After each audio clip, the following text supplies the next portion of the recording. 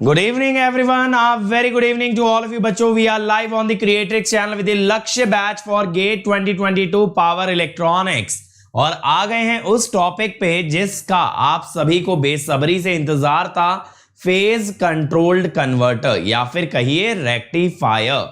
तो बेटा ये एक ऐसा चैप्टर है जो कि मैं कहूंगा थोड़ा लेंदी है और थोड़ा टिपिकल है as compared to any other chapter, और इसीलिए बच्चों को दिक्कत आती है क्योंकि यहाँ पे वेवफॉर्म्स होती हैं, यहाँ पे फॉर्मूलाज होते हैं।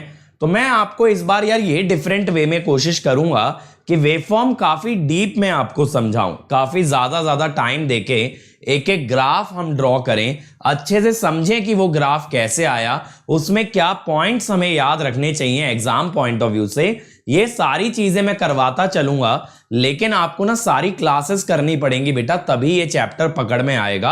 अदरवाइज आप क्लास मिस करो या मेरी बात को ध्यान से ना सुनो और फिर बोलो कि सर पल्ले नहीं पड़ रहा, क्या हो रहा है, तो ऐसे तो बड़ी दिक्कत हो जाएगी यार। ठीक है, चलो तो let me start by introducing my self. My name is Ankit Goyal. I got AIR1 twice in GATE in 2014 and 2018. I was awarded President of India Gold Medal in the year 2013 when I graduated from IIT Indore. Till date, I have trained more than 1 lakh students in the online and the offline classes and currently working as a director at an academy for GATE department. अब मेरे बारे में ये सारी बातें बहुत से बच्चे जानते हैं, लेकिन मैं कहता हूं बच्चों सबसे ज्यादा इंपॉर्टेंट क्या है, सबसे ज्यादा इंपॉर्टेंट ये है कि जो हमारी टीम है they are working really hard, they are working day and night, they are working round the clock to make sure कि हमारे बच्चे हर रेस में आगे रहें, हर रेस को जीतें, जितना अचीव कर सकते हैं उससे ज्यादा अचीव कर पाएं। और इसके लिए हमारे इनिशिएटिव बेटा यूट्यूब के साथ साथ अनअकैडमी फ्री प्लेटफॉर्म पे भी आते हैं। तो अनअकैडमी ऐप सबको डाउनलोड करनी है ताकि हमारे फ्री इनिशिएटिव एक्सेस कर पाएं। उन्हें एक्सेस करने के लिए अनलॉक कर लेंगे using the code Ankit ESE। इसके अलावा देखो यार मेरी सारी स्पेशल क्लासेस यहां पे आएंगी bit.ly/अंकित ESE। अभी मैं एनालॉग का प्रीवियस ईयर करा रहा हूं, कल मैं एनालॉग का प्रीवियस ईयर का ओपैम्प वाला पार्ट निपटा दूंगा। ठीक है, अदर देन दैट बेटा आप चाहो तो प्लस पे आ सकते हो, यहां मिलेंगे live classes bye top educator comprehensive के साथ साथ क्रैश कोर्स। ना सिर्फ इतना, आपको मिलेगा बेटा daily homework, weekly quizzes, test series, question bank. Test series का बेटा पूरा शेड्यूल जनवरी तक का अवेलेबल है। ठीक है, आप लोग बढ़िया तरीके से उस शेड्यूल को रिव्यू कर सकते हो, हर टेस्ट दे सकते हो, part test, subject test, mix test और mock test. Other than that मैंने डाउट सॉल्विंग के लिए स्पेसिफिकली डेली 5 बजे का एक बैच बनाया है। मैं 5 बजे डेली सभी सब्जेक्टों के सभी बच्चों के डाउट आंसर करता हूं। अगर मैं डेली टाइम दे रहा हूं बेटा और आप मुझसे डाउट पूछ रहे हो तो ये आपकी गारंटी है कि आपका कोई भी क्वेश्चन डाउटफुल नहीं रहेगा गेट एग्जाम में। बट और ऊंची उड़ान भरनी है तो आइकॉनिक के साथ जाओ, वहां पर्सनल कोच मिलता है जो खुद गेट एंड ESE रैंकर होता है। ये पूरा स्टडी प्लानर बनवाता है, टीचर्स आपको मोटिवेट करते हैं स्टडी बूस्टर सेशन में, टेस्ट एनालिसिस मिलता है, स्टडी मटेरियल मिलता है और एक डेडिकेटेड टीम मिलती है जो सारे डाउट्स आंसर करती है। तो अगर आप कोड लगाते हो अंकित ESE इमीडिएटली जीतोगे बेटा 10% डिस्काउंट, और गेट की रेस में जीतने के लिए मेरा हाथ थाम के दौड़ोगे। साथ ही साथ इस कोड से जुड़े और बहुत सारे बेनिफिट, बहुत सारा कंटेंट आपको प्रोवाइडेड रहेगा। अदर देन दैट बेटा ये लेटेस्ट बैच है और अब अगला बैच आ रहा है 30 जून को, क्योंकि प्राइजेस बढ़ने वाले हैं 1 जुलाई से, इसीलिए जल्दी से जल्दी ज्वाइन कर लो बेटा। अब तो आदित्य सर भी आ गए हैं, शंकर सर, आदित्य सर का कोर्स स्टार्ट हो रहा है, सिद्धार्थ सर का अभी हुआ है, और मेरा भी आपके लिए आने वाला है मशीन, जिसमें मैं 160 आवर से ज्यादा का कंटेंट दे रहा हूं डेली असाइनमेंट के साथ। हर संडे टेस्ट हो रहा है और आपके डाउट्स भी सारे क्लियर किए जा रहे हैं। और तारीख याद रखेंगे बेटा, तारीख पे तारीख 27 तारीख 11 बजे होगा कॉम्बैट में एनरोल कर लेंगे using the code Ankit ESE, ताकि मैं ट्रैक कर पाऊं आपकी परफॉर्मेंस। अच्छा करोगे तो you can win even 100% scholarship. इसके अलावा बेटा जैसा मैंने बताया 1 जुलाई से प्राइजेस बढ़ जाएंगे, लेकिन आपके लिए डबल बेनिफिट है क्योंकि यहां पे ऐड हो गए हैं डिजिटल नोट्स जो कि रिवीजन में मदद करेंगे। तो प्राइजेस बढ़ने से पहले ज्वाइन कर लीजिए। अंकित ईएससी कोर्स से ज्वाइन करने पे बेटा आपकी 1 ईयर फीस होती है 27,225, 18 मंथ्स 34,650, 2 इयर्स 39,600, 2 इयर्स के लिए जाएंगे, ठीक है। आइकॉनिक 1 ईयर 45,225, 2 ईयर 66,600, तो 2 इयर्स के लिए जाना है बेटा। 14 जुलाई से स्टार्ट हो रहा है श्रेया प्लस पे मेरा मशीन्स कोर्स, ठीक है। चलो तो आ जाओ भाई, फेज कंट्रोल्ड कन्वर्टर पूरा बेसिक से पढ़ेंगे एडवांस लेवल तक, लेकिन बेटा रिकॉर्ड तोड़ अटेंडेंस चाहिए। इस टॉपिक को हल्के में नहीं लेना है। अब कन्वर्टर वाले पार्ट पे आ गए हैं, ठीक है। आपने डिवाइसेस को थोड़ा सा लाइटली लिया, लेकिन ये सारी चीजों को बहुत सीरियसली पढ़ेंगे। रेक्टिफायर, चॉपर और इन्वर्टर, ये 3 ऐसे पिलर्स हैं जिनसे गारंटीड क्वेश्चन आना ही आना है गेट में, ठीक है। चलो तो बेटा सबसे पहली चीज दिमाग के अंदर ये आनी चाहिए कि what R phase controlled converter. ये चीज क्या है, ये बला क्या है। तो मैं आपको बताता हूं ये क्या बला है। फेज कंट्रोल्ड कन्वर्टर, फेज का मतलब होता है एंगल। साइन और कोसाइन के अंदर जो एंगल होता है that is called as a phase, ठीक है बेटा। Machines course is on Unacademy plus, it will be in Hindi, okay. Now listen, this is basically the angle. तो सर कौन से एंगल की बात हो रही है बेटा? यहां पे बात हो रही है एक स्पेसिफिक एंगल की, जिसे हम कहते हैं क्या? Firing angle. क्या कहते हैं? Firing angle. तो यहां पे बेटा क्या होता है कि जब हम फायरिंग एंगल को कंट्रोल करते हैं, या ये कह दो जब हम फायरिंग एंगल को वेरी करते हैं, then we can basically control the average output voltage. तो फेज कंट्रोल्ड रेक्टिफायर यूज होते हैं या फेज कंट्रोल कन्वर्टर यूज होते हैं एसी को डीसी में कन्वर्ट करने के लिए। लेकिन डीसी वोल्टेज का कितना वैल्यू आपको मिलेगा या कितना वैल्यू आप चाहते हो, that you can modify, that you can vary by varying the firing angle. तो सबसे पहले अगर मैं आपको एक सिंपल सी बात बताऊं यार, कि यहां पे क्या होता है बच्चों, कि यहां पे आप ना एक फिक्स्ड एसी सप्लाई लगाते हो और आप चाहते हो कि फिक्स्ड एसी से आपको मिले वेरिएबल डीसी। सर डीसी तो कांस्टेंट होता है ना, बिल्कुल सही बात है, डीसी कांस्टेंट होता है, लेकिन मैं चाहता हूं उसका जो हाइट है वो मैं अपनी मर्जी से सेट कर पाऊं। That is what I mean by saying variable DC, ठीक है। तो ये काम होता है फेज कंट्रोल्ड कन्वर्टर का। अब यार देखो, रेक्टिफायर तो आप एनालॉग के अंदर भी पढ़ते हो, लेकिन एनालॉग में जो रेक्टिफायर पढ़ते हो उनका आउटपुट फिक्स रहता है, उनका आउटपुट आपका फिक्स रहता है। तो अगर आप चाहते हो आउटपुट को बदलना, तो आपको पावर इलेक्ट्रॉनिक वाले रेक्टिफायर पे आना पड़ेगा, that is the phase controlled converter. हम यहां पे क्या कहते हैं? by varying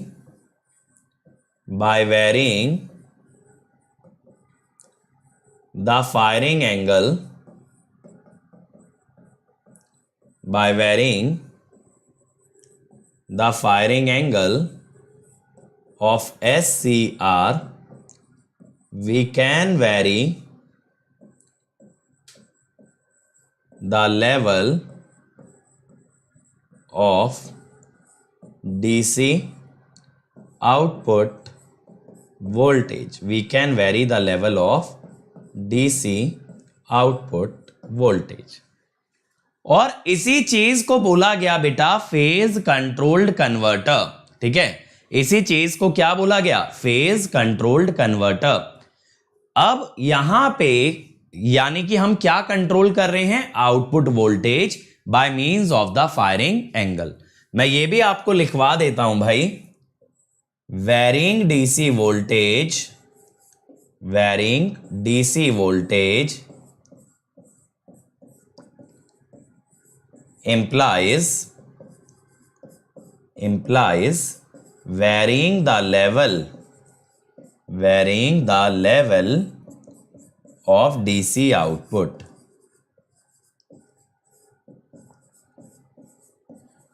ठीक है ना? चलो जी, ये बात तो चमक गई हमें बहुत ही बढ़िया से, ये बात तो चमक गई हमें बहुत ही बढ़िया से। यानी डीसी हो सकता है मैं 5 वोल्ट चाहता हूं, हो सकता है मैं 10 वोल्ट चाहता हूं, हो सकता है मैं 15 वोल्ट चाहता हूं। तो जितनी डीसी वैल्यू आपको चाहिए वो आप अपने मन अनुसार कंट्रोल कर सकते हो by using the phase controlled converter. अब इसके एप्लीकेशन क्या होते हैं बेटा? ये बैटरी चार्जिंग के काम में आता है। बैटरी चार्जिंग जैसे अगर मोबाइल चार्ज करते हैं तो उसके अंदर भी रेक्टिफायर होता है। डीसी मोटर की स्पीड कंट्रोल करने के काम में आता है। यहां पे देखो 2 मेथड में आप लगा सकते हो अगर आपने मशीन पढ़ा है।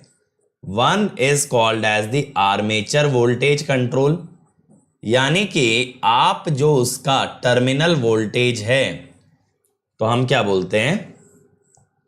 Voltage at terminals, voltage at terminals of DC machine, of DC machine should be applied through a phase controlled rectifier या phase controlled converter। सही है? तो अगर आप चाहो तो आप टर्मिनल वोल्टेज कंट्रोल कर लो, ऐसे ही चाहो तो आप इसका फील्ड कंट्रोल भी कर सकते हो। फील्ड वोल्टेज भी एक रेक्टिफायर के थ्रू दे दो, डायरेक्टली मत अप्लाई करो फील्ड पे। एचवीडीसी ट्रांसमिशन, बिल्कुल एचवीडीसी ट्रांसमिशन में सेंडिंग एंड पे रेक्टिफायर लगता है और रिसीविंग एंड पे लगता है इन्वर्टर। ये दोनों ही चीजें एक ही चीज से रियलाइज हो सकती हैं, फेज कंट्रोल्ड कन्वर्टर से। तो बेटा यहां पे सबसे बढ़िया बात क्या होती है? ये जो आपका फेज कंट्रोल्ड कन्वर्टर होता है ना, ये रेक्टिफायर और इन्वर्टर दोनों का काम कर सकता है। ये दोनों की जिम्मेदारी आपके लिए पूरी कर सकता है this your phase controlled converter. ठीक है, it can work as a rectifier as well as a inverter. ये दोनों की तरह चलेगा।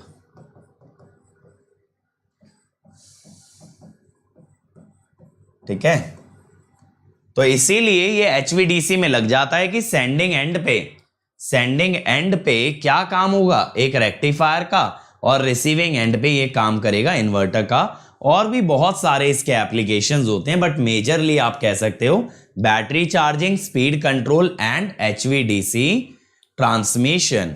डीके बेटा मैंने फायरिंग एंगल पढ़ाया है जब आपको डिवाइसेस कवर किया है, तो आप एक बार डिवाइसेस देखो, पूरा फायरिंग एंगल का डेफिनेशन, ट्रिगरिंग के अंदर सब चीजें बताई हैं। हाउ इन्वर्टर, शुभम आगे आएगा, इसको हम बोलते हैं लाइन कम्यूटेटेड इन्वर्टर। ये चीज मैं आपको आगे पढ़ाने वाला हूं, पूरा एक टॉपिक जिसका नाम होता है लाइन कम्यूटेटेड इन्वर्टर। ठीक है, आगे आप लोग देखोगे। सही है ना? ये चीज आगे आएगी।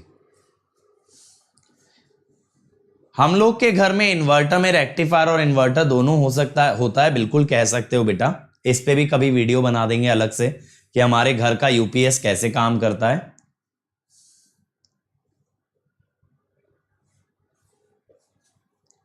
श्रेया बेटा अगर आपको वैल्यू बदलनी है तो आप क्या करोगे? उसका फायरिंग एंगल बदल दोगे। अगर आप ये चाहते हो ना डीसी वैल्यू आपको अलग से मिले, ये चाहते हो कि ये डीसी वैल्यू डिफरेंट मिले, तो आप फायरिंग एंगल बदल दोगे। This value is going to change. ठीक है, चलो अब आते हैं क्लासिफिकेशन पे। क्लासिफिकेशन नहीं भाई, कम्यूटेटर कैसे हो गया? तुम रुक जाओ, इतना मत जोड़ो। अभी तुम लोग जो है ना ज्यादा जिज्ञासा में हो और बहुत अजब गजब बातें कर रहे हो। ध्यान से सुनो। अभी बेस्ड ऑन डिवाइस यूज्ड, अब बात है भाई रेक्टिफायर में कौन सी डिवाइस लगा रहे हो, उस अनुसार भी रेक्टिफायर को या फेज कंट्रोल्ड कन्वर्टर को क्लासिफाई किया जाता है। ठीक है,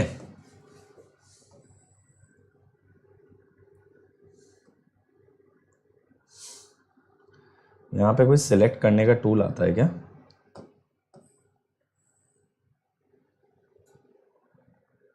देखें,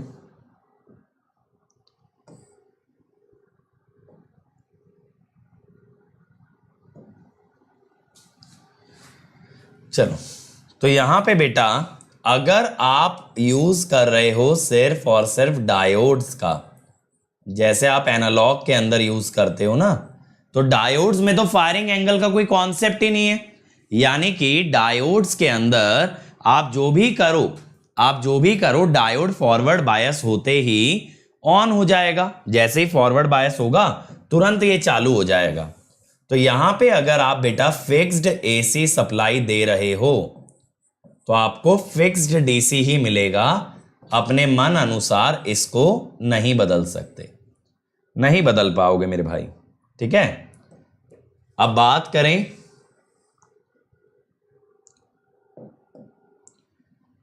अगर आप यूज करते हो बेटा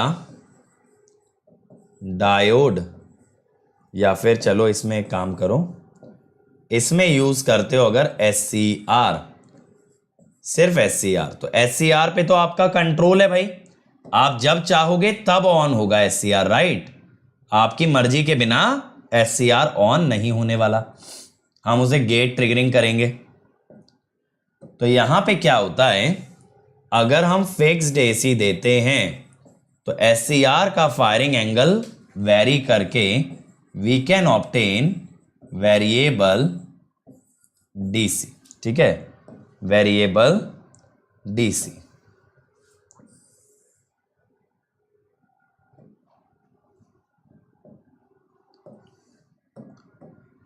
अगर यहां पे बेटा आप डायोड और SCR दोनों देते हो तो इसमें आपका कुछ डिवाइसेस पे तो कंट्रोल रहेगा, जैसे कि डायोड पे, जैसे कि SCR पे, लेकिन डायोड जैसी डिवाइसेस को आप कंट्रोल नहीं कर पाएंगे, वो बेकाबू होती हैं, उन्हें फॉरवर्ड बायसिंग दिखी और वो फिसल जाती है, ऑन हो जाती है, उसे फर्क नहीं पड़ता फायरिंग एंगल से।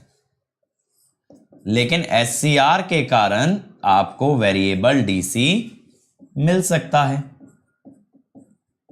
वेरिएबल डीसी मिल सकता है।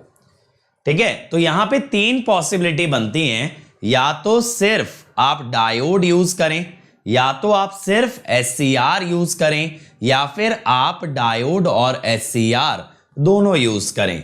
अगर सिर्फ डायोड यूज करते हो तो it is called as uncontrolled rectifier. What is it called as? Uncontrolled rectifier. ठीक है, अगर आप सिर्फ SCR यूज करते हो, fully controlled rectifier, fully controlled rectifier. ठीक है, और डायोड और SCR दोनों करते हो तो that is semi controlled rectifier, semi controlled rectifier. ठीक है, समझ में आया? तो ये तीन होते हैं। अब ये मत कहना सर SCR तो सेमी कंट्रोल्ड स्विच है, ठीक है, सेमी कंट्रोल्ड स्विच है, तो आपको ये कहना चाहिए था SCR वाला सेमी कंट्रोल्ड। ना बेटा, यहां पे ना ऑफ तो अपने आप हो जाता है, ऑफ तो अपने आप हो जाता है, मुझे ऑफ करने की टेंशन ही नहीं है, क्योंकि AC सप्लाई है ना, नेगेटिव साइकिल में रिवर्स बायस कर देगी, तो ऑफ की चिंता नहीं है। लेकिन ऑन करने के लिए भी आप सिर्फ किसे कंट्रोल कर सकते हो ऑन में? SCR को। डायोड अपने आप ऑन होता है, वो किसी से पूछ के ऑन नहीं होता कभी, इसीलिए डायोड वाले को बोला अनकंट्रोल्ड। जिसमें SCR थे वहां सब पे आपका काबू है, इसीलिए फुली कंट्रोल्ड। और जहां डायोड और SCR हैं तो कुछ डिवाइसेस आपके कंट्रोल में हैं और कुछ आपके कंट्रोल में नहीं हैं, इसीलिए उसको बोला सेमी कंट्रोल्ड। समझ में आया यहां तक? फायदा नुकसान छोड़ो बेटा, अभी सिर्फ जितनी बातें बता रहा हूं वो समझते चलो, चीजें आगे आपको क्लियर हो जाएंगी, चीजें आगे आपको क्लियर हो जाएंगी। ठीक है, तो यहां पे सेमी कंट्रोल्ड को ही हाफ कंट्रोल्ड भी कहते हैं। ठीक है, चीजें बेटा धीरे धीरे क्लियर होंगी। अगर ये चाहोगे ना पहली क्लास में रेक्टिफायर के सारे कंसेप्ट क्लियर हो जाएं तो ये टॉपिक थोड़ी 20 घंटे 22 घंटे का बचेगा, ये तो फिर 1-1.5 घंटे का रह गया। जब 20-22 घंटे में करा रहा हूं तो कुछ चीजें तो अगली क्लास में भी आनी होंगी, सारी इसी में कैसे आ जाएंगी। बट आप ये ध्यान दो, क्या जो मैं बातें समझा रहा हूं वो समझ आ रही है, यानी आगे पीछे का पूछोगे तो नहीं पल्ले पड़ेगा। ना तो मैं डिवाइसेस यहां पे खोल सकता हूं क्योंकि वो पढ़ा चुका हूं, ना आगे वाला मैं पढ़ा सकता हूं अभी क्योंकि वो तो आगे आना ही है। तो प्रेजेंट में रहो, फ्यूचर या पास्ट में मत भागो, ठीक है। अब आते हैं नंबर ऑफ पल्सेस पे। सर ये नंबर ऑफ पल्सेस क्या होता है? देखो बेटा, नंबर ऑफ पल्सेस का यहां पे फंडा क्या है, नंबर ऑफ पल्सेस का यहां पे फंडा क्या है कि इनपुट की माने जो आपने सप्लाई लगाई है उसकी एक साइकिल 360 डिग्री, उसकी एक साइकिल में आउटपुट की कितनी पल्स आती हैं। देखो जैसे ऐसे आई एक पल्स 180 तक, फिर 360 तक रही 0, फिर आई 180, फिर एक पल्स आई 180 डिग्री की, फिर 0। तो अगर पूरे 2 पाई में एक ही पल्स नजर आती है तो इसे कहते हैं 1 पल्स कन्वर्टर। ये कहां देखने मिलता है? ये देखने मिलता है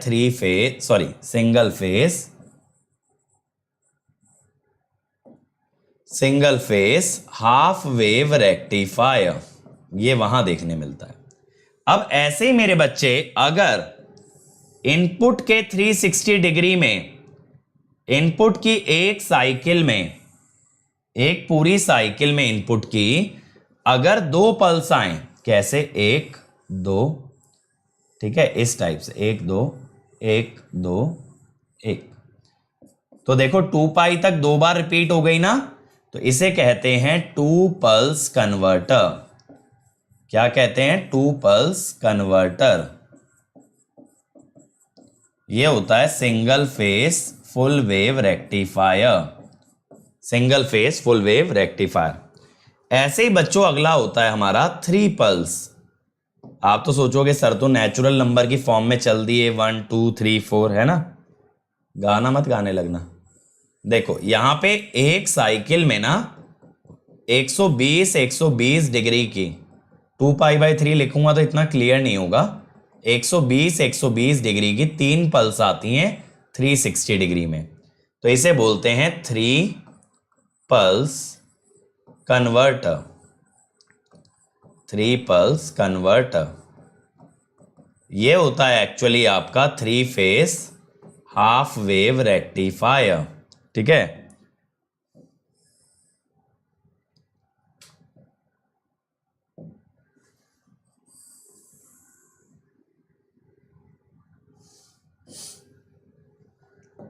अब यहां पे होता है बेटा अगला 6 पल्स। यहां पे क्या होता है ना, एक साइकिल में 6 पल्स आती हैं और हर एक पल्स जो होती है ना वो 60 डिग्री की होती है। तो इस लॉजिक से 360 डिग्री में 6 पल्स बनेंगी, इसीलिए इसको हम बोलेंगे 6 पल्स कन्वर्टर। ये एक्चुअली होता है 3 फेज का फुल वेव रेक्टिफायर। अब थोड़ा सा और अगर इस पे बात करें, पल्स नंबर कैसे सिग्निफिकेंट है, ठीक है, ये पल्स नंबर कैसे सिग्निफिकेंट है, इसका सिग्निफिकेंस क्या है, प्रैक्टिकली यूज क्या है इसका, इस पे मैं बात करता हूं।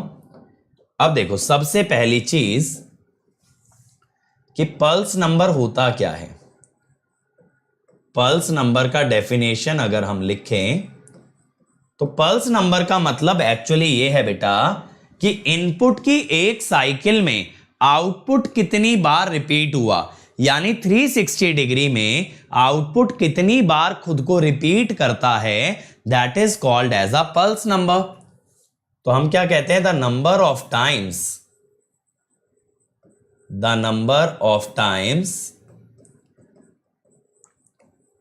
V naught repeats itself in one cycle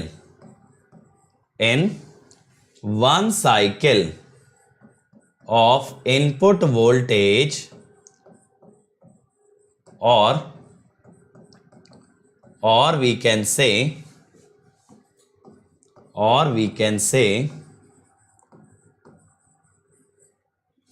number of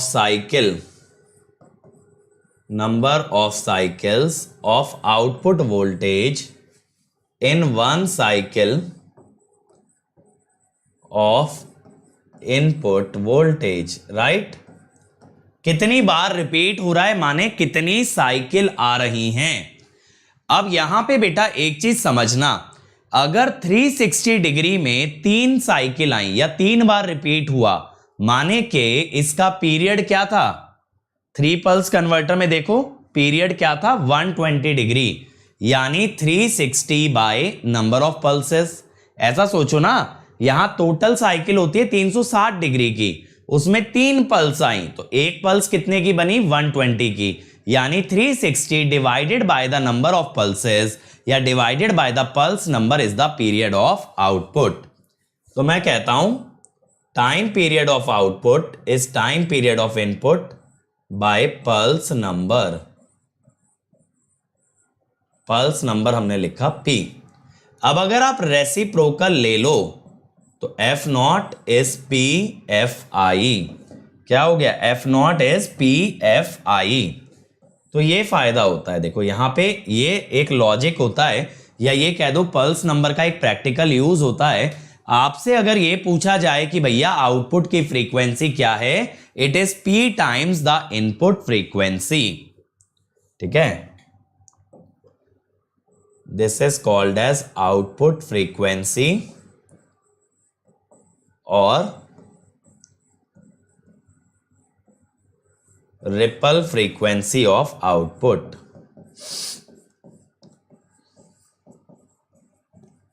ripple क्यों कह रहे हैं, देखो रिपल का मतलब होता है फ्लक्चुएशन। अब जब मैंने रेक्टिफायर का यूज किया था तो मैं एक्सपेक्ट कर रहा था कि एकदम ना फ्लैट वेवफॉर्म आएगी, एकदम फ्लैट वेवफॉर्म आएगी, लेकिन आ रही है फ्लक्चुएटिंग, इसीलिए उसको रिपल कह देते हैं फ्लक्चुएशंस को। तो इसे रिपल फ्रीक्वेंसी ऑफ आउटपुट भी बोला जाता है, एफ नॉट को। अब इसका सिग्निफिकेंस क्या होता है बेटा, देखो as number of pulses increase the harmonic content, harmonic में आपको पढ़ा चुका हूं लेक्चर 0 में, the harmonic content in V not और ripple in V not reduces, है ना, यानी कि फ्लक्चुएशन कम हो जाती है बेटा।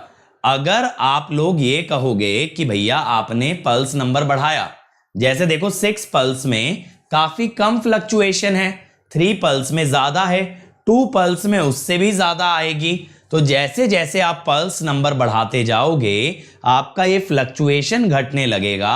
अगर फ्लक्चुएशन घटने लग गया तो ये वेवफॉर्म धीरे धीरे फ्लैट वेवफॉर्म की तरफ जाने लगेगी, ये फ्लैट बनने लगेगी।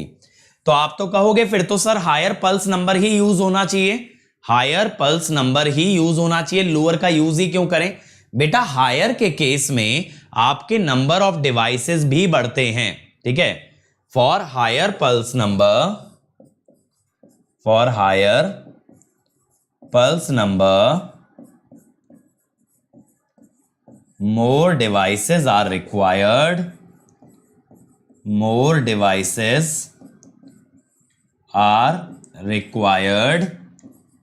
so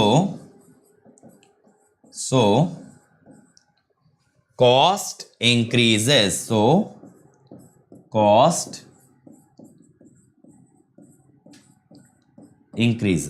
ठीक है।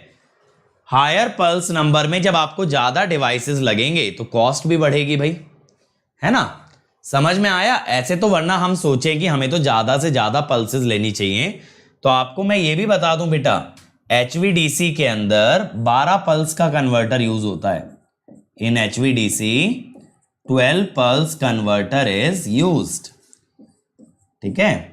तो हमें क्या चाहिए कि वेवफॉर्म में फ्लक्चुएशन कम हो, ठीक है, उसके लिए पल्स नंबर ज्यादा होना चाहिए, but at the same time आपको कॉस्टिंग का भी ध्यान रखना है, ठीक है। अब एक चीज और बेटा यहां पे ध्यान देना मेरे बच्चों, एक चीज और यहां पे ध्यान देना। अभी किसी बच्चे ने एक बहुत अच्छा क्वेश्चन पूछा, सर रिपल और हार्मोनिक में क्या फर्क है, मैं बताता हूं, एक सेकेंड रुकना। ठीक है, चलो देखो, मान लो कि ये जो V0 है ये V plus V1 sine omega T plus V2 sine 2 omega T. अब देखो ये जितनी भी टर्म्स है ना आगे की, ये जितनी भी टर्म्स है इसमें डिजायरेबल तो ये है, दिस इज डिजायरेबल, क्योंकि हम तो डीसी चाहते थे ना, हम रेक्टिफायर के आउटपुट में एसी कंपोनेंट थोड़ी चाहते थे। ठीक है, हम रेक्टिफायर के आउटपुट में एसी कंपोनेंट नहीं चाहते थे, हम क्या चाहते थे, डीसी। तो यहां से लेके ये सारी चीजें दे आर अनडिजायरेबल, यही हार्मोनिक्स है। अगर एक एक की बात करूं ना, जैसे देखो V1 साइन ओमेगा टी, इसे कह सकते हो फंडामेंटल या फिर फर्स्ट हार्मोनिक। ठीक है,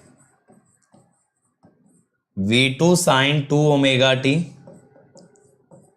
this is your second harmonic. तो ये सब कहलाते हैं harmonic. V3 sine 3 omega T, third harmonic. अब बेटा जब रिपल वोल्टेज की बात आती है ना, तो रिपल में दो चीजें होती हैं।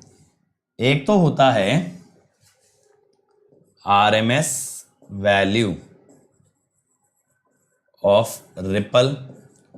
तो रिपल होता है डीसी के अलावा बाकी का सारा content.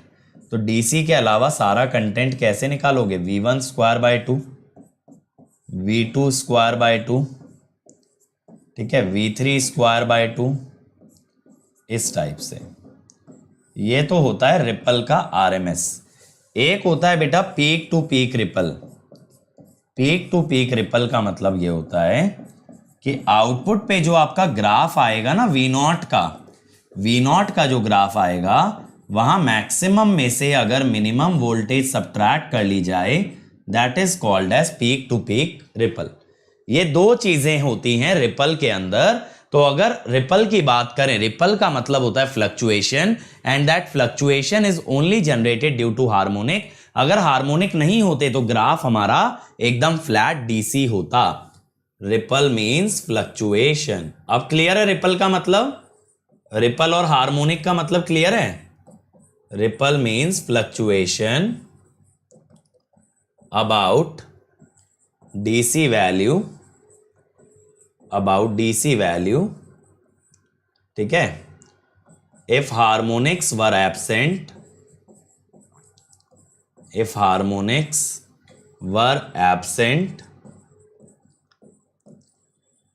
then output would be flat। है ना, समझ में आ गया? बढ़िया तरीके से क्लियर हो गया। चलो अब बेटा बात आती है हार्मोनिक्स का एनालिसिस करना पड़ेगा। हार्मोनिक एनालिसिस का मतलब क्या होता है कि हमें यह बात करनी होगी कि जब वेवफॉर्म में हार्मोनिक्स आ रहे हैं तो कौन से हार्मोनिक्स आ रहे हैं, और कैसे आप वेवफॉर्म की क्वालिटी पे कमेंट करोगे। कैसे आप ये बोलोगे ये वाला रेक्टिफायर अच्छा है और ये वाला रेक्टिफायर अच्छा नहीं है। ये बात करने के लिए obviously you need to have some sort of parameter, ठीक है, सम सॉर्ट ऑफ पैरामीटर जिससे कि आप जज कर पाओ। बेटा हिंदी में ही तो पढ़ा रहा हूं, रिपल ग्राफ से समझाऊं।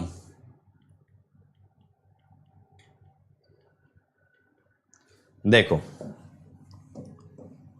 ये Vm है, मिनिमम वैल्यू 0 है, तो यहां पीक टू पीक रिपल है Vm। ये Vm है, ये 0 है, यहां भी पीक टू पीक है Vm। यहां पे ये है peak to peak ripple, maximum और मिनिमम, ठीक है। यहां पे ये है पीक टू पीक रिपल, ठीक है भाई आशुतोष, क्लियर? चलो अब आ जाओ हार्मोनिक एनालिसिस पे। जस्ट अ मिनट, ये नीरज को मैं ब्लॉक कर दूं भाई।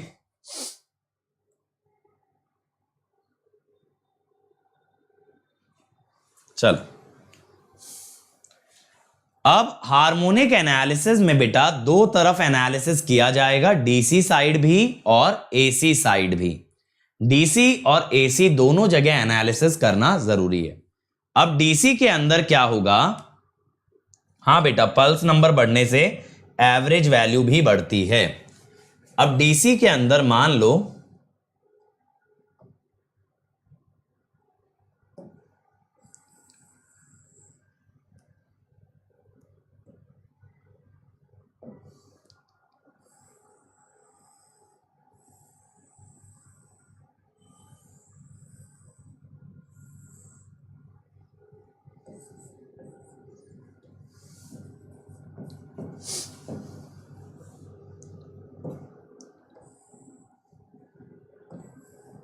तो इसके अंदर ना बेटा देखो क्या होगा, अगर मैं बात करूं, ये जो आपने single phase full wave rectifier का आउटपुट बनाया है, इसके अंदर एक तो आपका कांस्टेंट वैल्यू आ जाएगा, ठीक है। कांस्टेंट वैल्यू क्या होगा, डीसी, जो इस ग्राफ का एवरेज है, ठीक है, जो इस ग्राफ का एवरेज है, ये बन गया बेटा। ये है डिजायरेबल पार्ट, जैसा भी मैंने फोरियर सीरीज में लिखवाया ना, ये है डीसी विच इज डिजायरेबल। अब इसके बाद आएंगे सारे के सारे हार्मोनिक्स, ठीक है, इसके बाद आएंगे लाइन से सारे हार्मोनिक्स जो कि हैं अनडिजायरेबल। सबसे पहले आएगा भाई फंडामेंटल, ठीक है।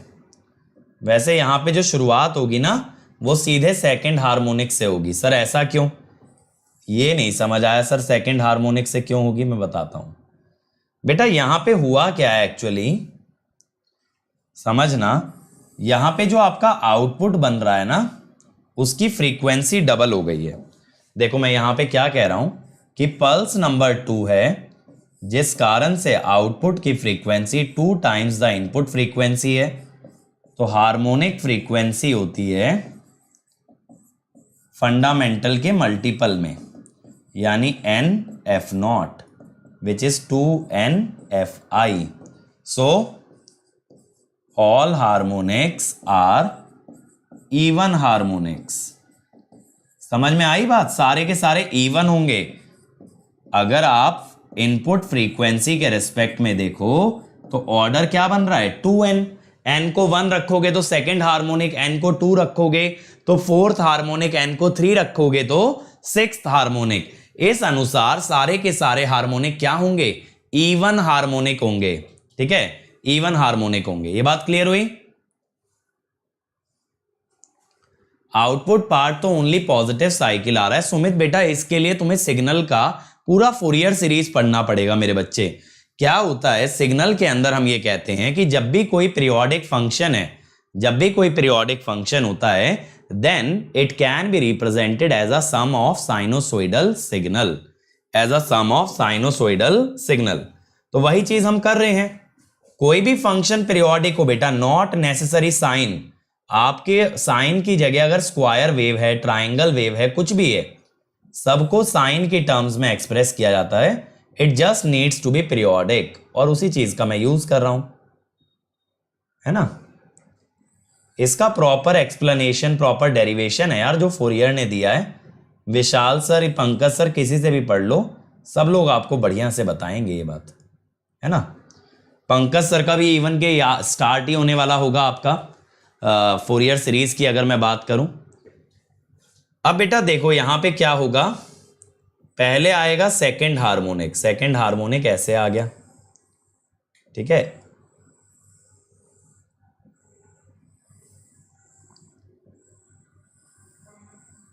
फिर इसके बाद आएगा फोर्थ हार्मोनिक,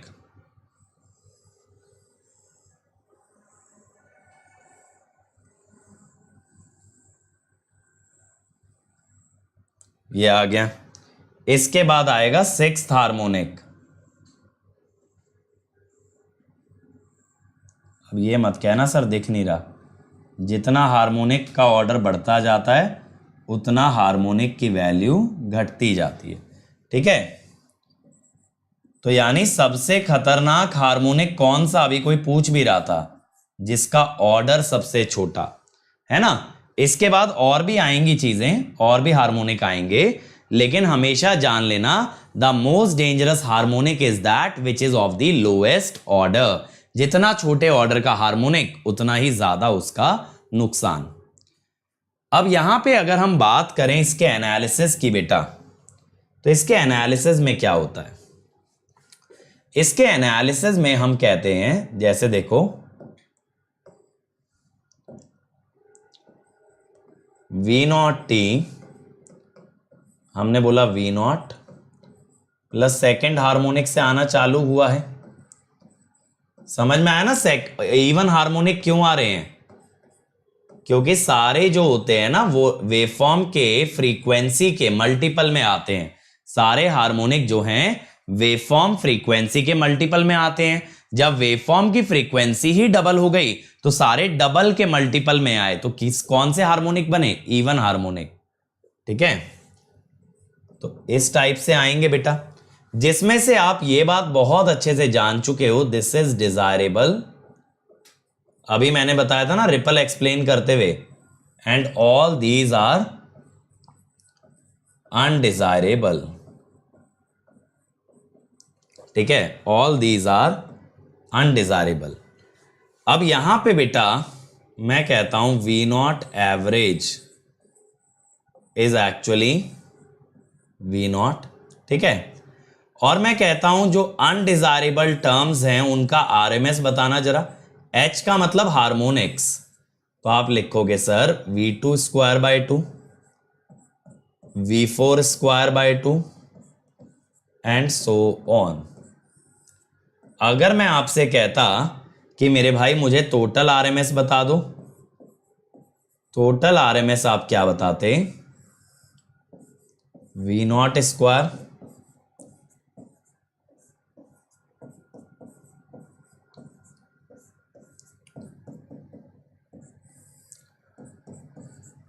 इतनी बात समझ में आई। टोटल RMS, हार्मोनिक RMS और एवरेज। ठीक है, ये बात क्लियर हुई यहां तक। अब देखो अगर मैं ये कहूं कि भाई ये टर्म अनडिजायरेबल है, ये टर्म डिजायरेबल है, अगर इसका रेशो मैं आपसे पूछूं, तो मैं आपसे पूछना चाह रहा हूं भाई voltage ripple factor, voltage ripple factor.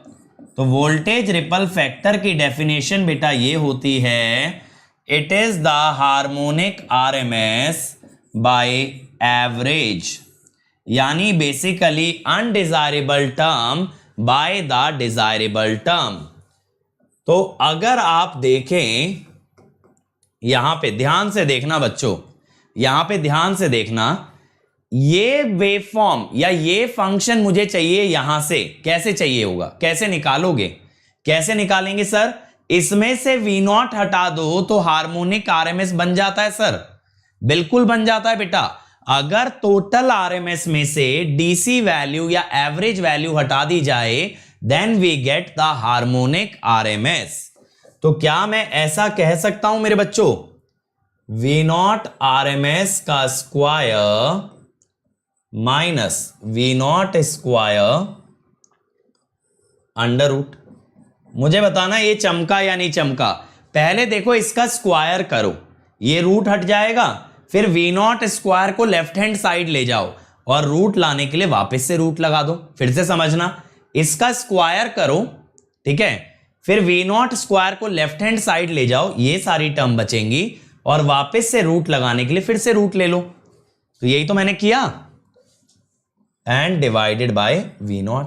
अब हम कहते हैं V0 बाहर क्यों है, इसको भी रूट के अंदर आ जा भाई, तू भी आ जा, अंदर लेके जाओगे ना रूट के, तो V0 RMS bye V0 square minus 1। अब ये जो ब्रैकेट के अंदर टर्म बन रही है ना बेटा, ये कहलाती है फॉर्म फैक्टर। ये क्या कहलाती है, फॉर्म फैक्टर। फॉर्म फैक्टर होता है V0 RMS बाय V0, या आप ऐसे कह दो सिंपल RMS बाय एवरेज। ठीक है, तो वोल्टेज रिपल फैक्टर को आप लिख सकते हो root over form factor square -1। चलो मैथमेटिकली तो चीजें क्लियर हैं, लेकिन सर आप तो ये बताओ ये क्यों किया, ऐसा क्यों किया बताता हूं, इससे वेवफॉर्म की क्वालिटी कैसे जज होती है। अब एक चीज देखो यार, डिजायरेबल क्वांटिटी वो होती जिसके अंदर हार्मोनिक्स ना होते। एक परफेक्ट डीसी तब होती जब यहां पे कोई भी हार्मोनिक ना होता, उस केस में सिर्फ एक टर्म प्रेजेंट होती V0। अगर सिर्फ एक टर्म प्रेजेंट होती आपकी V0 तो बेटा यहां पे RMS भी किसके बराबर आता, V0 के। तो मैं कहता हूं फॉर परफेक्ट डीसी, सुनना ध्यान से, for perfect DC there are no harmonics, there are no harmonics. अगर कोई हार्मोनिक नहीं होंगे बेटा तो V0 RMS हो जाएगा कैपिटल V0। उस सिचुएशन में फॉर्म फैक्टर होगा 1 और वोल्टेज रिपल फैक्टर होगा 0। देख लो ना खुद ही, देख लो खुद ही, RMS और एवरेज बराबर हो गए तो फॉर्म फैक्टर क्या आएगा 1। वरना तो आप एक चीज सोचो बेटा, RMS हमेशा एवरेज से ज्यादा होगा क्योंकि यहां V0 के साथ और बहुत सारी टर्म्स एडेड हैं, और बहुत सारी टर्म एडेड हैं। अगर RMS हमेशा एवरेज से ज्यादा होगा तो फॉर्म फैक्टर हमेशा 1 से ज्यादा होगा। ठीक है, मैं क्या बोल रहा हूं, V0 RMS is always greater than equal to V0 average. Therefore, form factor is greater than equal to 1. अब सुनना ध्यान से, the closer the form factor goes to 1, the waveform approaches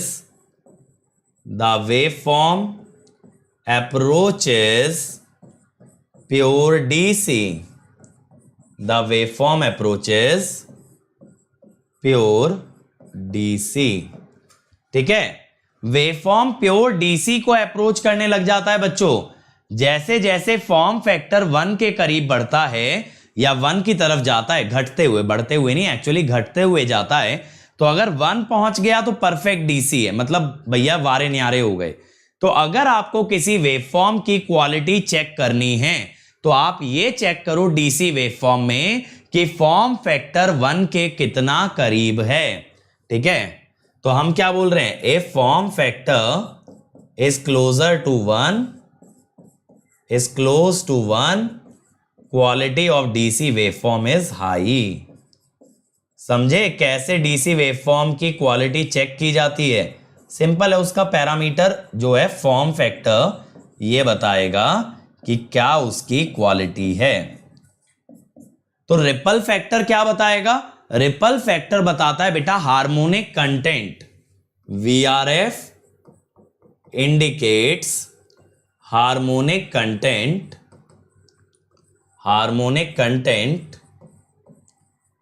in wave form, in output wave form या V0 as a fraction of DC output. DC के respect में कितना harmonic content है ये बताता है आपका वोल्टेज रिपल फैक्टर। समझ में आया बेटा? हार्मोनिक रहते हैं, लोअर वाले भी रहते हैं, हायर वाले भी रहते हैं शिवानी, बट हायर वाले नुकसान नहीं करते, वो अपने में मस्त मगन रहते हैं। लोअर वाले चुल करते हैं, उन्हें चैन नहीं होता। ठीक है, जैसे अब कभी कभी हमारी चैट में घुस आते हैं ना स्पैमर्स, तो वो चुल करते हैं, वो हैं लोअर ऑर्डर हार्मोनिक, ज्यादा नुकसान करते हैं। और जो बच्चे सेशन में प्रॉमिस करके कि हम आएंगे और नहीं आते, वो हैं हायर ऑर्डर हार्मोनिक। नुकसान वो भी कर रहे हैं बट कम मात्रा में। ठीक है, चल अब आ जाओ एसी। अब सर एसी में हार्मोनिक क्यों है? अब ध्यान से सुनना बेटा, मैंने आपको इलेक्ट्रिकल का एक फंडामेंटल सब्जेक्ट बाय सब्जेक्ट हर बार दोहराया है, हर बार याद दिलाया है कि भाई जो आपका सोर्स होता है वो सिर्फ आपको देता है वोल्टेज, और करंट डिपेंडेंट होता है लोड पे, यानी करंट डिफाइन करता है आउटपुट साइड से और वोल्टेज गवर्न करता है इनपुट। तो input governs the voltage and load governs और आउटपुट गवर्न्स द करंट। तो बेटा क्या होता है जो आपका एसी साइड है वहां पे आपने सोर्स लगाया, मस्त एकदम साइनोसॉइडल लगाया, लहराता हुआ साइनोसॉइडल सोर्स लगा। अब उसने वोल्टेज तो बहुत बढ़िया दे दी, उसने अपना काम पूरा कर दिया, लेकिन आउटपुट कैसा है? DC.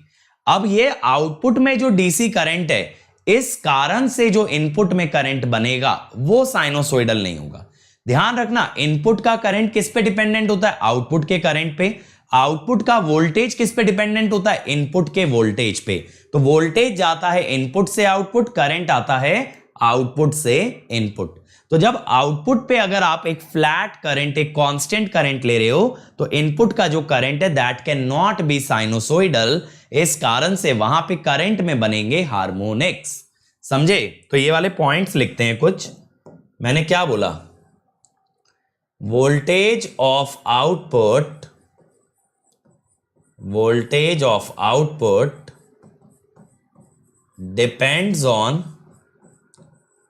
depends on input voltage, but input current depends on load current, ठीक है। अब देखो आगे जब हम ग्राफ बनाएंगे ना प्रॉपर रेक्टिफायर के, तब चीजें ज्यादा विजुअलाइज कर पाओगे, ठीक है। लेकिन अभी के लिए कुछ चीजों को ना फॉर ग्रांटेड ले लो, अभी के लिए मान के चल लो। मैं आपको पूरा दिखाऊंगा ग्राफ आता कैसे है इनपुट करंट का, अभी नहीं, ठीक है, अभी नहीं। तो मैं अभी आपको बस इतना बताता हूं कि if load current is constant, बिल्कुल ट्रांसफॉर्मर की तरह बेटा, एकदम ट्रांसफॉर्मर की तरह। ट्रांसफॉर्मर में भी प्राइमरी करंट सेकेंडरी पे डिपेंड करता है और सेकेंडरी वोल्टेज प्राइमरी पे। If load current is constant then source current is either square wave और quasi square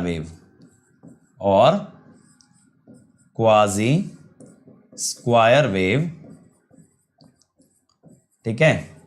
so it's not sinusoidal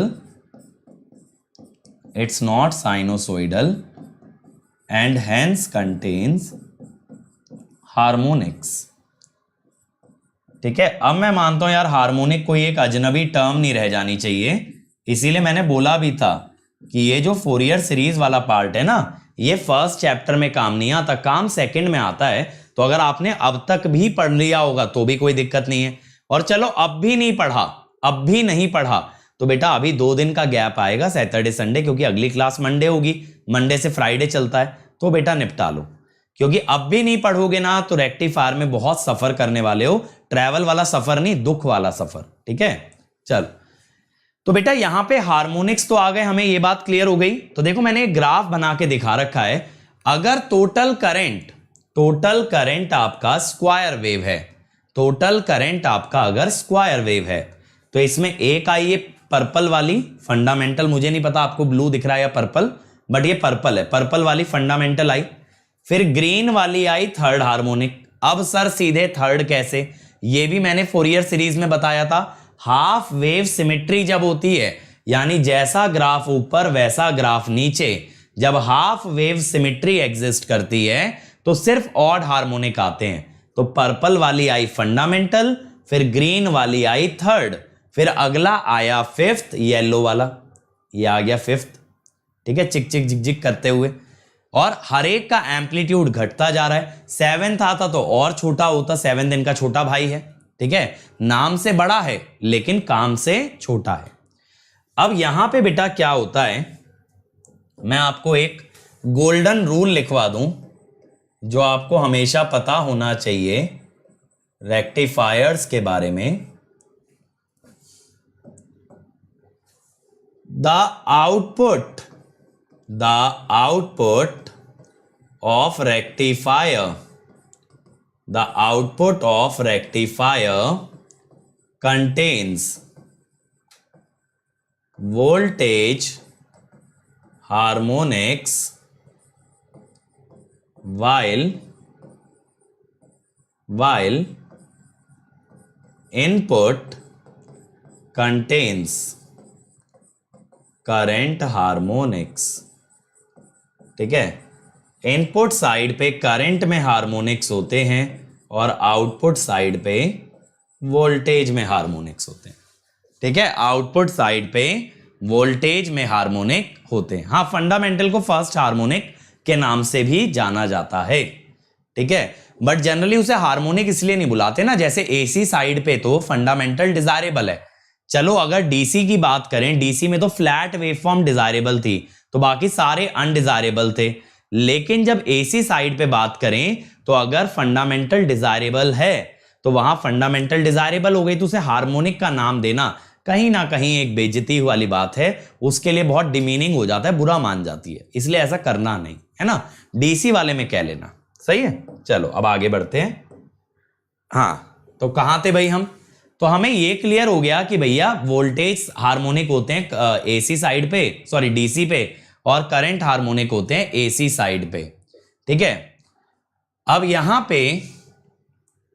पे अगर हम बात करें करंट की, जो आपका सप्लाई का करंट है, उसमें पहले तो फंडामेंटल आ रहा है भाई, जो कि डिजायरेबल भी है, क्योंकि एसी साइड पे या इनपुट साइड पे तो हम यही चाहते थे ना कि क्या आना चाहिए, एसी करंट आना चाहिए, प्रॉपर साइनोसोइडल करंट आना चाहिए। अब करंट अपने साथ दो चार गुर्गे और ले आया, छोटे छोटे, है ना, आना तो बस फंडामेंटल को चाहिए था। जब वोल्टेज 50 हर्ट्ज की लगाई थी तो ये एक्सपेक्टेड था कि करंट भी बस 50 हर्ट्ज का ही आएगा, लेकिन करंट में और बहुत सारे उसके भाई बंधु चले आए साथ में, जैसे लंगर लगता है ना तो लाइन लग जाती है, ऐसे ही हार्मोनिक आ गए। अब इसमें मैं कहता हूं डिजायरेबल, तो मैं कहता हूं कि डिजायरेबल है फंडामेंटल। फंडामेंटल का आरएमएस कितना है? I1/√2। ठीक है, अगर मैं आपसे कहूं टोटल आरएमएस बता दो जी, तो आप टोटल आरएमएस बता सकते हो। ISRMS क्या होगा? I1²/2 plus I3²/2। अब अगर मैं कहूं इसमें अनडिजायरेबल वाला पार्ट बता दो जी, अनडिजायरेबल कौन सा वाला पार्ट है? हार्मोनिक वाला पार्ट है भाई, I हार्मोनिक आरएमएस। अब हार्मोनिक आरएमएस कौन सा वाला पार्ट है जी? ये है I3²/2 प्लस I5²/2। ठीक है, अब यहां पे बच्चों, यहां पे क्या होगा? फिर से मैं आपसे यही कहता हूं, टोटल करंट में से हार्मोनिक वाला पार्ट कैसे निकालोगे? टोटल करंट में से हार्मोनिक वाला पार्ट कैसे निकालोगे? तो आप कहोगे सर पहले तो कर लो स्क्वायर। जी बिल्कुल सही बात है। फिर आप ले जाओ I1²/2 को लेफ्ट में, ये भी बात सही है। फिर आप कर दो रूट, यानी मैं ये कह सकता हूं ना, ये वैल्यू √/ISRMS² माइनस I1²/2 है। I1²/2 का मतलब है फंडामेंटल आरएमएस का स्क्वायर, तो ISRMS का स्क्वायर माइनस IS1RMS का स्क्वायर। ठीक है, IS1RMS का स्क्वायर, ये बन गया। अरे भाई क्या दिक्कत है? शुभम वहां एक हाई इंडक्टेंस लगा के उसे कांस्टेंट कर देते हैं। मैंने बोला तो सही, जब रेक्टिफायर पढ़ेंगे तो समझ आएगा। हर चीज पहले दिन से कैसे समझ आ सकती है? अब देखो यहां पे डिफाइन करते हैं total harmonic distortion. Total harmonic distortion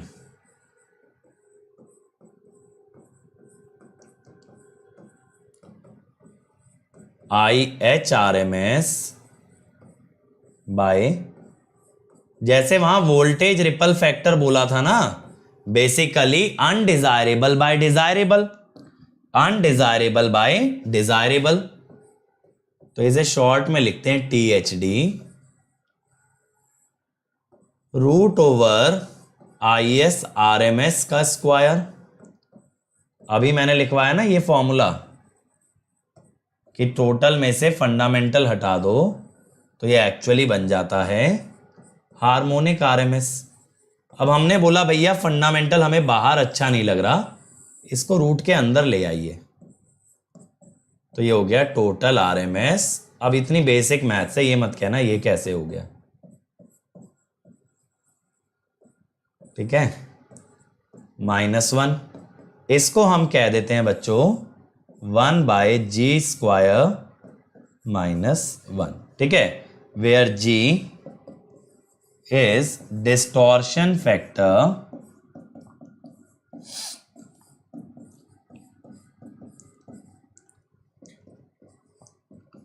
which is fundamental RMS by total RMS। अब समझना बहुत ही बढ़िया तरीके से। अब देखो बेटा, जब टोटल RMS की बात करते हो, ठीक है, टोटल RMS की जब बात करते हो उसके अंदर फंडामेंटल के साथ बहुत सारे हार्मोनिक आते हैं, यानी टोटल RMS हमेशा फंडामेंटल RMS से ज्यादा होता है। तो हम क्या कहते हैं, due to harmonics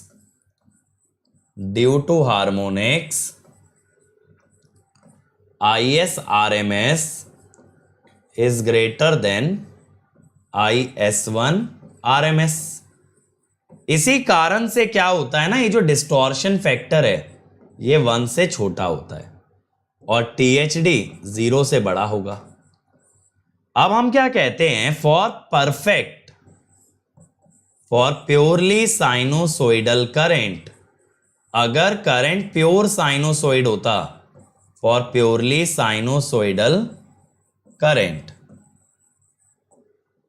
there would be no harmonics present. अगर कोई हार्मोनिक प्रेजेंट नहीं होगा तो total RMS current would be equal to fundamental RMS current. इसका क्या मतलब हुआ भाई, अगर यहां पे बेटा हार्मोनिक ना होते, यहां पे अगर कोई भी हार्मोनिक ना होते तो क्या बचता, I1²/2। I1²/2 का रूट क्या आता, I1/√2, I1/√2 आता, तो ये टोटल RMS बन जाता फंडामेंटल RMS। क्या बन जाता, total RMS would become fundamental RMS। यही मैंने बोला। तो यहां पे G क्या आ जाएगा, G आ जाएगा 1, जिससे THD क्या आ जाएगा 0। तो ये है प्योर AC की बात, यानी मैं ये कह सकता हूं G हमेशा 1 से छोटा होता है लेकिन प्योर AC के लिए 1 होता है। तो जैसे जैसे G 1 को अप्रोच करेगा, ठीक है, जैसे जैसे G 1 को अप्रोच करेगा वैसे वैसे आपकी वेवफॉर्म साइनोसोइडल बनेगी। As G approaches unity, waveform becomes sinusoidal. तो अगेन आप क्वालिटी ऑफ वेवफॉर्म बता सकते हो G से या THD से, ठीक है। THD ये बता रहा है कितना हार्मोनिक कंटेंट है, अगर आप हार्मोनिक कंटेंट ना रखो तो THD 0 आ जाएगा, यानी अगर हार्मोनिक नहीं होंगे तो THD विल बी 0। ये समझ आया। तो जैसे DC साइड पे फॉर्म फैक्टर और रिपल फैक्टर डिफाइन किया, ऐसे ही AC साइड पे आपने डिफाइन किया क्या, डिस्टॉर्शन फैक्टर एंड THD।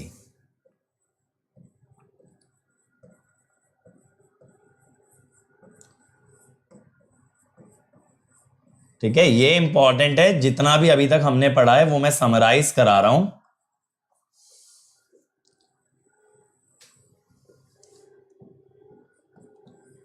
पहली चीज हमें पता होनी चाहिए कि AC साइड पे होते हैं current harmonics,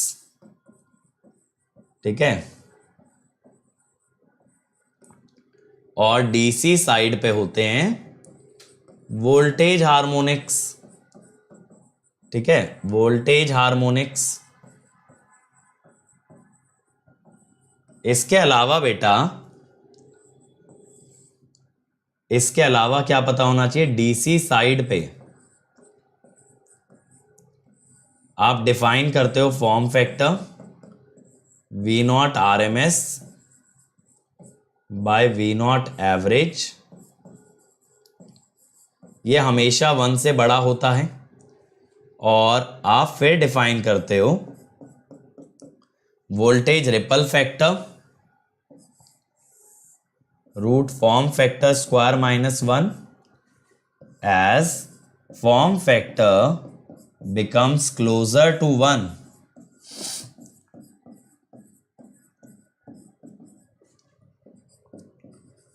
waveform becomes DC। देखो इस टाइप से शॉर्ट नोट्स बनाए जाते हैं, इंपॉर्टेंट पॉइंट्स भी लिखते हैं फॉर्मूले के अलावा। ठीक है, तीसरा AC साइड पे क्या होता है, डिस्टॉर्शन फैक्टर। और ये टर्म्स का ना, देखो मैं तो डायरेक्टली लिख रहा हूं बेटा, लेकिन जब आप अपने नोट्स में ऐड करते हो टर्म्स का मीनिंग भी लिखा करो कि भाई IS1 RMS है fundamental RMS current, IS RMS है टोटल RMS करंट। ये चीजें लिखोगे तभी ये फॉर्मूले लिखने का फायदा है। ठीक है, अगर यहां पे देखें THD, आशुतोष मेरे भाई, ये फैक्टर्स तुम कहीं भी डिफाइन कर सकते हो, बट जनरली इनका यूज ऐसे होता है। मतलब मान लो वोल्टेज में हार्मोनिक आ रहे होते AC साइड की, तो वोल्टेज में भी लिख सकते थे यही चीजें, जरूरी थोड़ी है करंट में ही लिखो। यानी यहां VS1 RMS bye VS RMS भी हो सकता था अगर AC साइड पे वोल्टेज हार्मोनिक होते। ठीक है, तो यहां पे हम क्या कहते हैं, as G approaches 1, as G approaches 1 waveform becomes,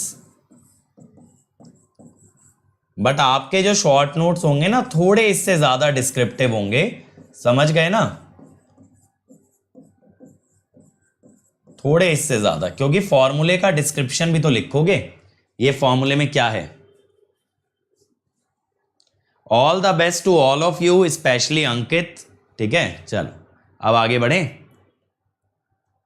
अब आ जाओ कुछ एक ऐसी टर्म्स पे बेटा जो इंपॉर्टेंट होती हैं, जो कि आपको नॉलेज होनी चाहिए। अब सबसे पहली टर्म होती है रेक्टिफिकेशन एफिशिएंसी। देखो क्या होता है, रेक्टिफायर का पर्पस होता है AC को DC में कन्वर्ट करना। अब लेकिन हम ये भी जानते हैं कि जब DC बन रही है तो DC के साथ कुछ एक हार्मोनिक्स भी जनरेट हो रहे हैं, राइट। तो अब ये जो हार्मोनिक्स हैं ये भी लोड को पावर देते हैं। DC तो देगा ही देगा, लेकिन लोड के अंदर जो आपके हार्मोनिक्स हैं वो भी पावर देंगे। लेकिन व्हाट इज डिजायरेबल कि लोड साइड पे DC या एवरेज के अलावा कुछ भी ना प्रेजेंट हो, कुछ भी ना प्रेजेंट हो। इसीलिए बेटा हम रेक्टिफिकेशन एफिशिएंसी में ये कहते हैं कि टोटल पावर जो लोड को गई है उसमें कितना कंट्रीब्यूशन DC या एवरेज वैल्यू का है। तो it indicates contribution of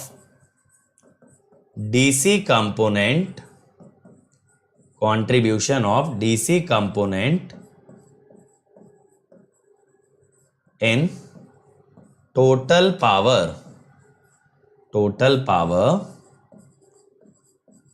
delivered to load। Load को जो टोटल पावर गई उसमें DC के कंट्रीब्यूशन को। अब इसको और अच्छे से समझने के लिए बेटा मैं आपको बताता हूं क्या होता है। एक्चुअली मान लो V0 है हमारा, V0 ऐसा है एक कांस्टेंट वैल्यू, जैसे चलो सिंगल फेज फुल वेव वाला ही ले लो। ठीक है, सिंगल फेज फुल वेव वाला ही आपने ले लिया, ये है। और मान लो लोड का करंट कांस्टेंट है। अब ये बात आप नेटवर्क से जानते हो, मैं लिख भी दे रहा हूं, फ्रॉम नेटवर्क एनालिसिस, इसीलिए बोला था पावर इलेक्ट्रॉनिक के पहले नेटवर्क आना चाहिए। Power is computed using V and I of same frequency वाली टर्म से पावर निकाली जाती है, ठीक है, अलग अलग फ्रीक्वेंसी नहीं। तो मैं यहां पे कहता हूं पावर क्या होगी, V नॉट I नॉट। ये होती है कंट्रीब्यूशन ऑफ एवरेज और डीसी कंपोनेंट, एवरेज और डीसी कंपोनेंट। अब टोटल पावर कैसे निकलती है फिर sir, total power is V naught R M S into I naught R M S. समझ गए, आर एम एस में सारे हार्मोनिक्स भी आ जाएंगे ना, तो टोटल पावर की जब बात करोगे आउटपुट साइड पे तब हम कहेंगे V naught R M S I naught R M S. Ashutosh बेटा कानों के साथ आंखों के साथ कान भी खुले रखें। मैंने अभी बोला था, मान लो single phase full wave rectifier है, ठीक है। अब देखो भाई, इस अनुसार यहां पे रेक्टिफिकेशन एफिशिएंसी क्या होगी। और हाँ बेटा, प्लैनेट गेट पे नेटवर्क पूरा हो चुका है, आप लोग देख सकते हो 82 लेक्चर की पूरी प्लेलिस्ट है।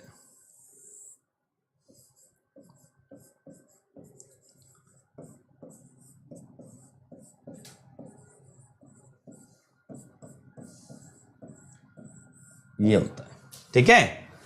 टोटल पावर में एवरेज वैल्यू के कारण कितना कंट्रीब्यूशन आया, ठीक है, इतना कितना कंट्रीब्यूशन आया, that is your rectification efficiency, ठीक है। ये फॉर्मूला याद रखना है सबको। मैं जो फॉर्मूले लिखवा रहा हूं ये बेसिक फॉर्मूले हैं रेक्टिफायर के, जो कि हर रेक्टिफायर में लगाए जाते हैं, तो ये हर रेक्टिफायर में काम आता है। अब अगला आता है ट्रांसफॉर्मर यूटिलाइजेशन फैक्टर। अब ये क्या चीज है, बहुत बार बेटा रेक्टिफायर में जो एसी आता है वो ट्रांसफॉर्मर के थ्रू आता है। तो ये ट्रांसफॉर्मर यूटिलाइजेशन फैक्टर क्या कहता है, what part of transformer KVA rating, what part of transformer KVA rating is converted to desired power at load। अब भाई लोड की साइड पे डिजायर्ड पावर कौन सी होती है, डिजायर्ड पावर होती है actually DC power. Desired power क्या होती है आपकी, डीसी पावर।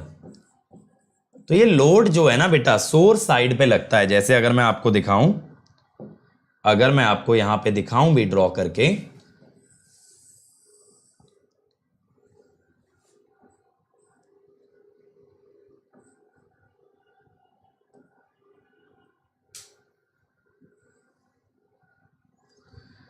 हाँ तो देखो यार क्या होता है, अगर एक हाफ वेव रेक्टिफायर बनाए सिंपल, तो देखो ऐसे होता है।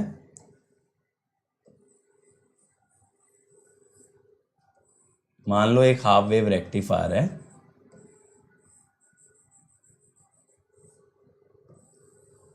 तो ये है आपका इनपुट साइड का ट्रांसफॉर्मर। ये क्या है, इनपुट ट्रांसफॉर्मर। यहां पे जो वोल्टेज है दैट इज सोर्स वोल्टेज, यहां पे जो करंट है दैट इज सोर्स करंट, यहां पे जो वोल्टेज है दैट इज वी नॉट, और जो करंट है दैट इज आई नॉट। एक लोड पे है, एक सोर्स पे है, ठीक है। अब यहां पे आपका ट्रांसफॉर्मर यूटिलाइजेशन फैक्टर क्या होता है, लोड साइड पे ऑब्वियसली डिजायरेबल क्या है, एवरेज पावर है, और केवीए रेटिंग कितनी होगी ट्रांसफॉर्मर की, सिंगल फेज में ले रहा हूं अभी, अगर सिंगल फेज है तो, ठीक है, for single phase transformer KVA is VS RMS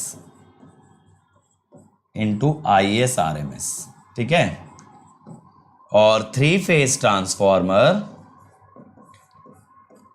KVA is √3 VL RMS IL RMS। अब बहुत सारे बच्चे ना रेक्टिफिकेशन, एफिशिएंसी और इसके बीच फर्क नहीं समझ पाते। बेटा देखो, दोनों का न्यूमरेटर सेम है, दोनों का न्यूमरेटर आपका सेम है, तो लेकिन डिनोमिनेटर में यहां पे सप्लाई वोल्टेज और सप्लाई करंट है, और यहां पे डिनोमिनेटर में आउटपुट वोल्टेज का आरएमएस और आउटपुट करंट का आरएमएस है। ये मेजर डिफरेंस है दोनों के बीच कि दोनों का डिनोमिनेटर अलग अलग है। एक के डिनोमिनेटर में आउटपुट के पैरामीटर आ रहे हैं और एक के डिनोमिनेटर में सोर्स के पैरामीटर आ रहे हैं। ये बात पे ध्यान देना, ये डिफरेंस पे ध्यान देना। अब अगला है भाई पीक इनवर्स वोल्टेज। ये बहुत सिंपल सी चीज है। Peak inverse voltage is the maximum negative voltage appearing across a device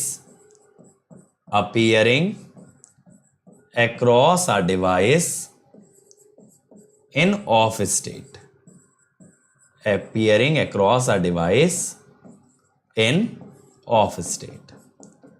ठीक है, तो इसके लिए करना क्या पड़ता है ना, draw waveform of device voltage. अगर डिवाइस वोल्टेज की वेवफॉर्म आपने बना ली तो पीक इनवर्स वोल्टेज तो मिल ही जाएगा ना। Find negative peak. अब ये इंपॉर्टेंट क्यों होती है बेटा? ये इसलिए इंपॉर्टेंट होती है क्योंकि वोल्टेज रेटिंग ऑफ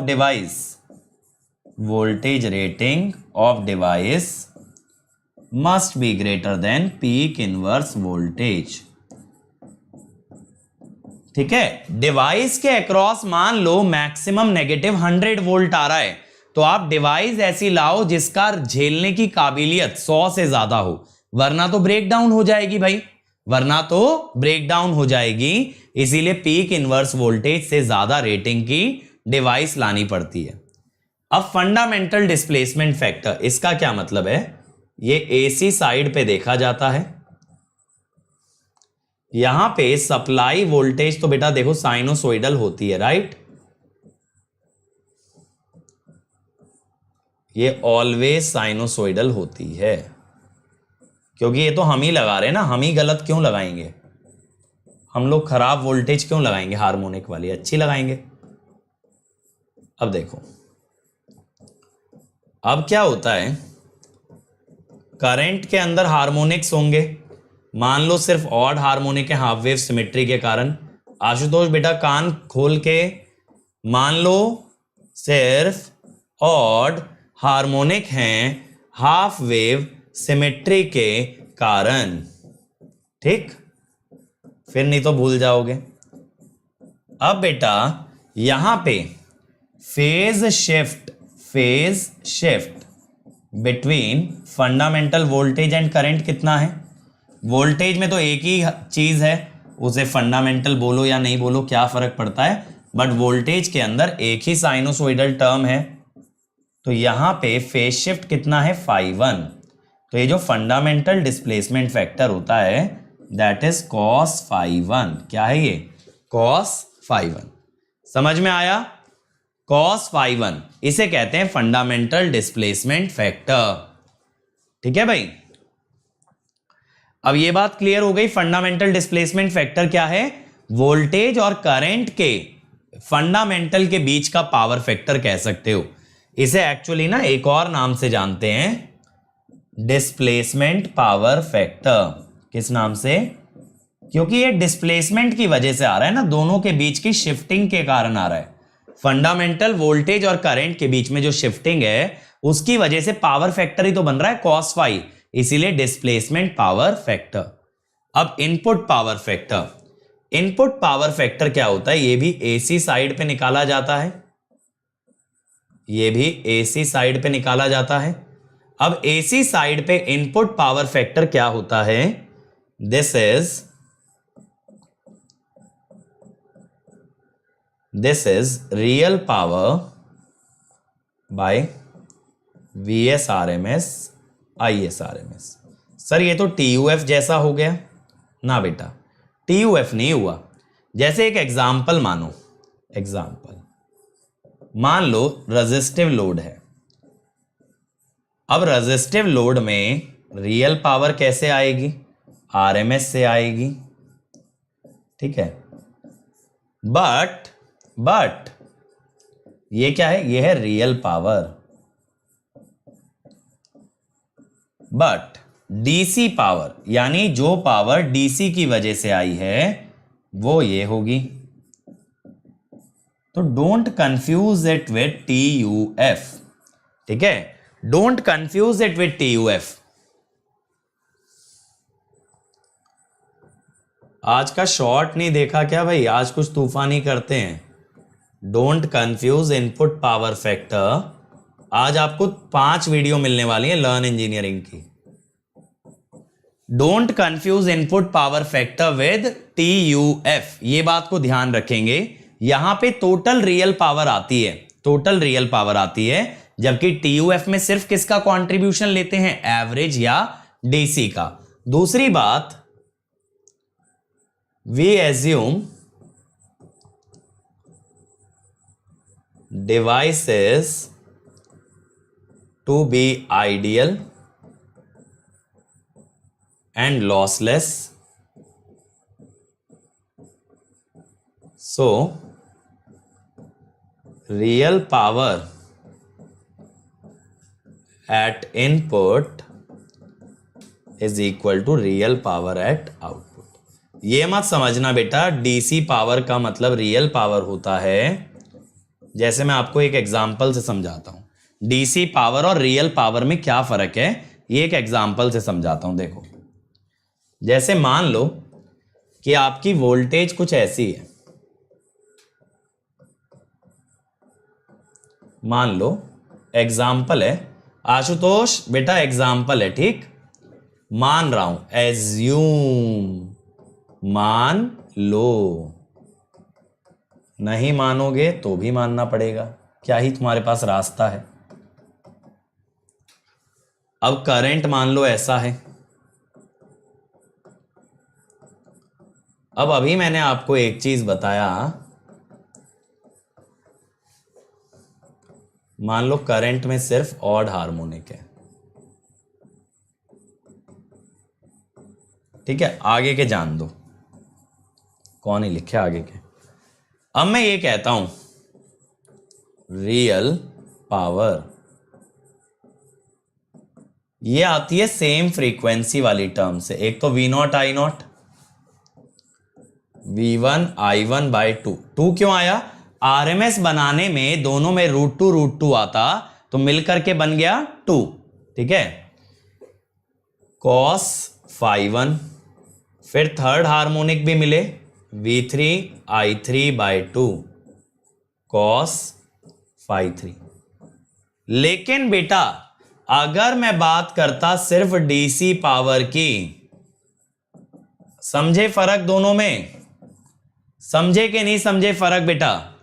और नहीं मेरे भाई, RMS और एवरेज इक्वल नहीं होते रेजिस्टिव लोड में, अलग अलग होते हैं।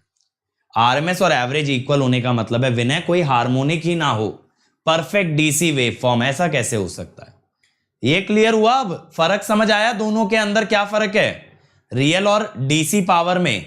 तो बेटा ट्रांसफॉर्मर यूटिलाइजेशन फैक्टर में DC पावर आती है, यानी सिर्फ एवरेज का कंट्रीब्यूशन होता है। ये कहां कहां यूज होती है? ये ट्रांसफॉर्मर यूटिलाइजेशन फैक्टर में यूज होती है, ये रेक्टिफिकेशन एफिशिएंसी में यूज होती है। ये कहां पे यूज होती है? इनपुट पावर फैक्टर में, ठीक है, इनपुट पावर फैक्टर में। अब मेरे हिसाब से चमक गया होगा बढ़िया तरीके से, ठीक है। चल, तो बढ़िया से समझ आ गया ना? तो आज के लिए बेटा इतना ही रखेंगे। अब मैं मंडे से आपके रेक्टिफायर स्टार्ट कर रहा हूं, तो मंडे को हम स्टार्ट करेंगे single phase half wave uncontrolled से। एक एक लोड बहुत बारीकी से, बहुत गहराई में समझेंगे, ताकि कभी वो दिक्कत ना करे लाइफ लॉन्ग आगे। लेकिन आपको अटेंड करना है, तभी चीजें समझ आएंगी, ठीक है। ये मेरी स्पेशल क्लासेस का लिंक है बेटा, यहां से आप अटेंड कर सकते हो। कल मैं एक स्पेशल क्लास लगाऊंगा, ओपैम्प के पीवाईक्यू कराऊंगा, जिसके बाद ओपैम्प के पीवाईक्यू कल वाइंड अप हो जाएंगे, ठीक है। और इसके अलावा ये डेट याद रखना, संडे सुबह 11 बजे होने वाला है अनअकैडमी कॉम्बैट। तो कॉम्बैट के लिए सभी बच्चे एनरोल कर लेंगे using the code Ankit ESE, ताकि आप जीत सकें मैक्सिमम डिस्काउंट। और मेरे कोड से एनरोल करोगे तो I can check how you really perform, ठीक है। अब यहां पे बेटा ये लेटेस्ट बैच स्टार्ट हुआ है, जिसमें सिद्धार्थ सर ने एनालॉग स्टार्ट किया है, और बाकी 30 तारीख से नया बैच भी आ रहा है। 1 जुलाई से याद रखें प्राइजेस बढ़ने वाले हैं, इसीलिए 30 जून वाले बैच में एनरोल कर लेना, जल्दी से जल्दी ज्वाइन कर लो। और ज्वाइन करते हुए कोड जानते हो अंकित ESE, जिससे मिलेगा मेरा पर्सनल गाइडेंस और साथ ही साथ बहुत सारे एडेड बेनिफिट्स। और बेटा 160 आवर से ज्यादा कंटेंट आ रहा है मशीन्स का हमारा प्लस पे फ्रॉम 14 जुलाई, जिसमें डेली असाइनमेंट, वीकली क्विज और डाउट क्लियरिंग सेशंस इंक्लूडेड हैं। अदर देन दैट प्राइजेस बढ़ने वाले हैं, तो इसीलिए जल्दी से ज्वाइन कर लो अनअकैडमी। यहाँ पे आपको डिजिटल नोट्स का फीचर दिया जा रहा है, जिन डिजिटल नोट्स से आप बहुत बेहतरीन तरीके से रिवाइज कर सकते हो। कल बिल्कुल क्वेश्चन वाला क्लास होगा 3:30 बजे और 5 बजे, ठीक है।